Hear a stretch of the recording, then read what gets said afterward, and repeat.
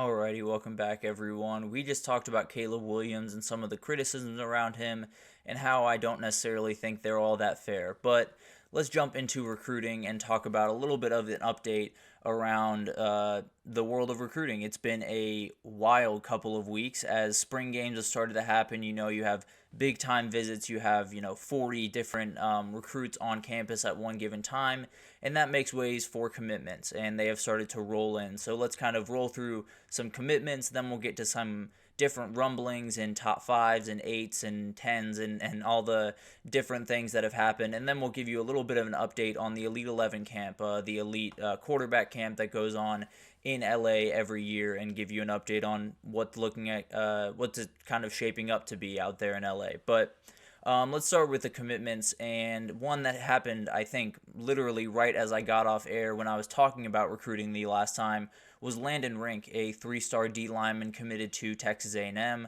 He's someone that was sought after around so many different teams and is definitely could be a big-time run stuffer at the next level. Really like this pickup for A&M. I think it's, excuse me, I think it's somewhat of a Mike not Elko. It's kind of a pickup that I think he will absolutely love. I think this is a kid that you will see a lot more of at Texas A&M. Big, stocky, kind of a run stuffer type guy that is going to play really hard-nosed football. So very excited about that kid. I think A&M is going to really like him when he gets on campus. And then a really big-time commitment happened shortly after that. Matt Zollers, a four-star quarterback, committed to Missouri, something that honestly, I think a lot of people did not expect. He was just coming off a visit from Athens at UGA. He had, been flirting with Penn State for quite some time. So this is a huge pickup for Missouri and the Tigers and Eli Drinkwitz, especially with Brady Cook entering his final year. You want a kid that can walk in and take over the reins, and Matt Zollers might be able to do that in his freshman year. So it'll be really interesting to see how all of that kind of pans out, but very excited about this kid. He can throw it a country mile, so he's someone that I'm very, very excited to see in a Missouri uniform. But let's move on. UGA did not suffer too long after that Matt Zollers commit. They never really do. They got a commitment from Mason Short, a four-star interior offensive lineman. He had been recruited literally everywhere in the country. Anyone that you could think of in the Power 5 has called this kid, but UGA ends up winning out. He was committed to Alabama prior to decommitting when Saban retired and committing to UGA. So obviously a huge pickup for UGA. They continue to pick up all the remarkable O-linemen that they can and continue that remarkable tradition of just funneling guys into the NFL at that position. But let's move on to Texas. They joined the commitment party later on in the day, getting one from Ricky Stewart, a three-star running back. Tashard Choice is on a different level when it comes to recruiting the running back position and developing the running back position.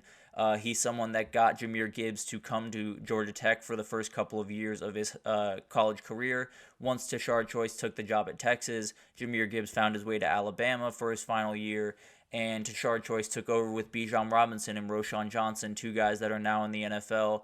And Jonathan Brooks might just be the number one running back in this upcoming draft. So Tashard Choice, his recruiting pitch is easy as pie at this point, to be totally honest with you, and he continues to rack in all of the remarkable players. But let's get on to a team we've been talking about a lot on this segment is USC. They have been on a remarkable run on the recruiting trail, and that just continued over the last couple of weeks.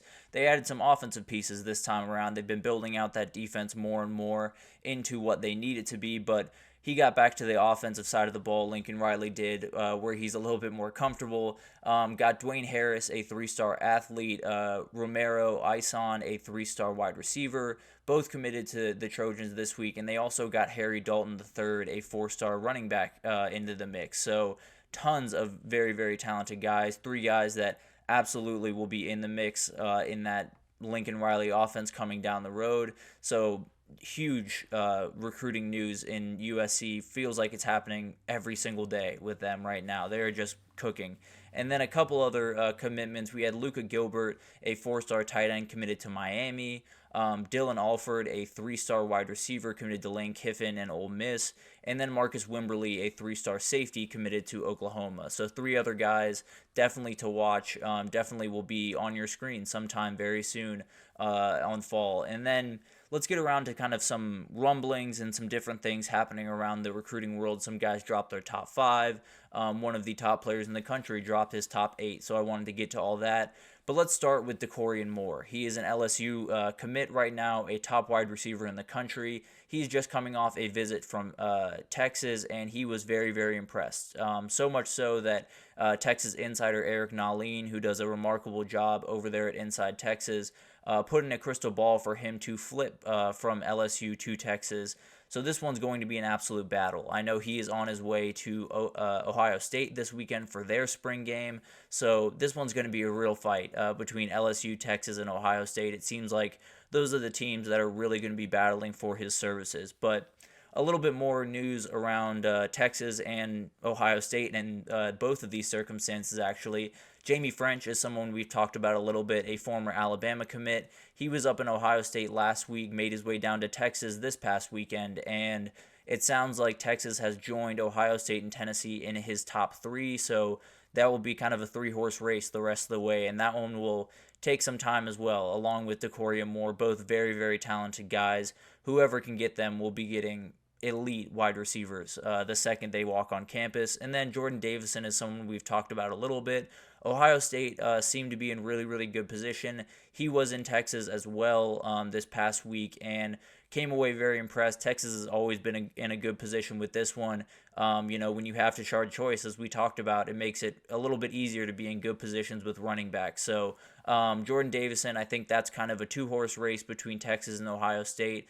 And that one is another one that will take quite some time to play out because he will be highly sought after to the day he signs. So pen meets paper. He is going to be called, and every team will want his services, that's for sure. And then let's talk about a couple of guys that got a little bit closer to making their decisions. Marcus Harris, a top wide receiver in this class from Mater D High School out in California, obviously a remarkable school with tons of remarkable talents coming through there. Bryce Young, one of the most recent ones that was a big-time player.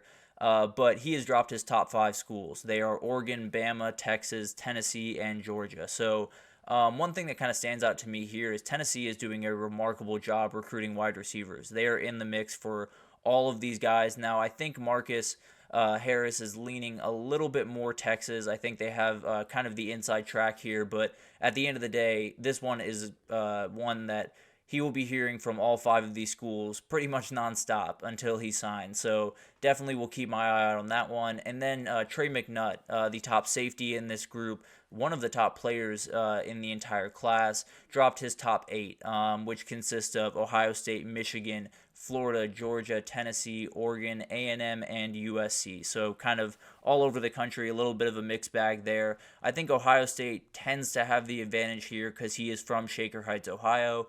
But whoever gets him is getting a big-time player. He is someone that definitely has that kind of Caleb Downs type potential where he can walk onto your team and be your leading tackler his freshman year. So he's someone that's a huge time commit and definitely will be tracking him very, very closely as time goes on.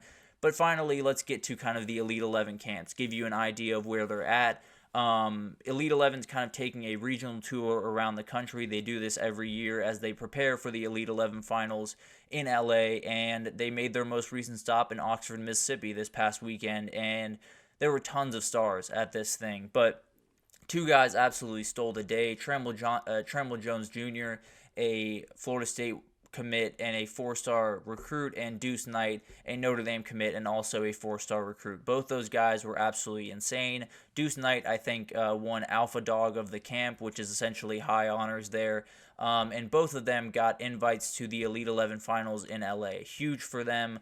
They joined guys like KJ Lacey and Keelan Russell and a couple other guys. I can't exactly remember the group off the top of my head, but tons of Husan Longstreet, another one that is out there, but tons of really, really talented guys in this group. I mean, George McIntyre, who's a big-time Tennessee commit, was there. He did not get an invite. Grady Adamson, who is a recent Georgia Tech commit, had a really good camp, but again, didn't get the invite to the Elite 11 finals. So huge shout out to Trammell Jones Jr. and Deuce Knight for getting those invites. It's shaping up to be a remarkable group out there in LA. So very excited to see what happens there. Recruiting is still in its early stages for 2025. There will be many twists and turns as we get throughout the summer and into the fall. But at the end of the day, I will keep you updated with where everything stays. So don't you worry about that. It is going to be all over the place, but I'll do my best to keep updated and keep you guys updated. But we're going to take our final break here, and when we come back, we're going to talk about the Tennessee Volunteers, do another Spotlight Wednesday for y'all, break down what I think this team is capable of with Nico Iamaleava at the helm. So stick around, and we will be right back with that.